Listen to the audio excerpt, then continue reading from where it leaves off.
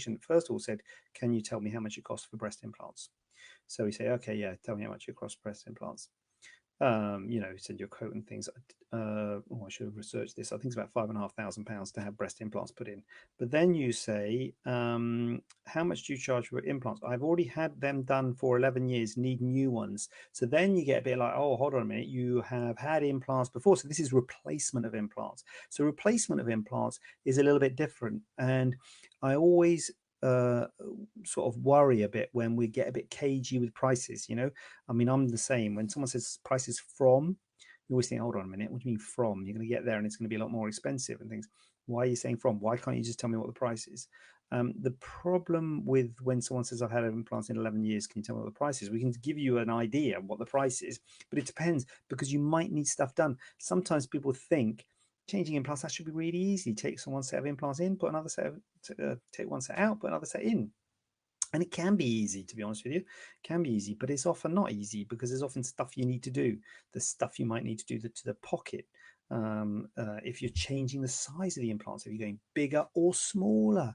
So if you're going bigger, obviously you need to expand the pocket to accommodate the bigger implant. But if you're going smaller, you've got a big pocket then. So you've got to close down the pocket so that the new implant doesn't move about all over the place. And particularly, just go laterally because it will tend to go laterally and then give you a wide cleavage and stuff. So if you're going smaller, it actually can be more difficult because then you have to need to close down the pocket. If you're going from a round to a teardrop implant, that can be a problem because you've got a big pocket then that can spin round. That's an issue.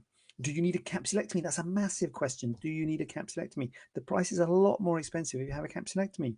So you might think, I'll just take the implants out, put a new one in. You normally need to do something to the capsule. I did a blog post about this a while ago. You have to do something to the capsule when you're changing implants, whether it be a capsulorrhaphy, which means closing the capsule down, closing the pocket down, maybe closing it down laterally to make the implants sit more medially if they're not sitting quite right, or if they're sitting too high or too low, lowering the capsule. So you might need to do a capsulotomy, which means making a sort of scoring the capsule, or a capsulectomy, which means removing all the capsule. Capsulectomy is so if that's someone who's got capsular contracture, or if you're changing, for instance, if you're changing from silicone to polyurethane implants, you need to make a total capsulectomy because you need to have a sort of like a raw surface for the capsule, for the polyurethane implants to sort of embed into the tissues. That's how they work. You don't really put them into an old capsule because then they won't incorporate. Is that the right word? They won't. I'm going to say incorporate into the tissues. So you have to do a capsulectomy then. And so a capsulectomy is a big op. A capsulectomy and change of implants takes about 3 hours. Putting implants in is about an hour. So it's a big op for a capsulectomy. Often you need drains. You might need to be in hospital for longer. So it can be a big op. So exchange of implants is a bit of a variable thing, and really something you need to for us to assess you and give you an idea of a quote of how much it's going to cost. If it's just a straightforward in and out, which it rarely is, it will be the whatever it is, 470, I think it is, which is the price for breast implants. But if it's a capsulectomy, I don't know what it is, but it's a lot more if it's a capsulectomy. So always feel a bit cagey when you say, oh, price is 470, and then you come and say, oh, sorry, price is, whatever it is, 8,000, I don't know what it is, but a lot more. You think, hold on a minute, you told me it'd be this, and you're like, oh, yeah, we've got a capsulectomy. So that's why changing implants is a bit like a bit funny about price thing, because it depends on what you do with the capsule, really.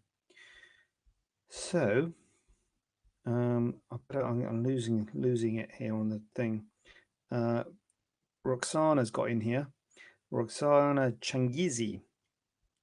How long do implants last realistically? Really good question, Roxana. I mean, you got to think, what would you need implants changed for? These days, they're pretty good in terms of rupture. Rupture's not that common, and also because they're form stable, they feel a bit firmer than the old implants. Even if they do rupture, like I was saying earlier, the silent rupture, it's less of an issue.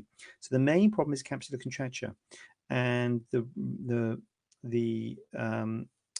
thing about capsular contracture is that I normally say to people it takes about 5 or 10 years for it to happen. 15 to 20% of patients with silicone implants will have a capsular contracture at 10 years. So 1 in 5, about a bit less than 1 in 5, will have a capsular contracture. 4 in 5 will be fine at 10 years. and then it goes up 1 to 2% per year. Now, just because you've got a capsular contracture doesn't mean you have to have it changed. A lot of people say they've got to be changed every 10 years.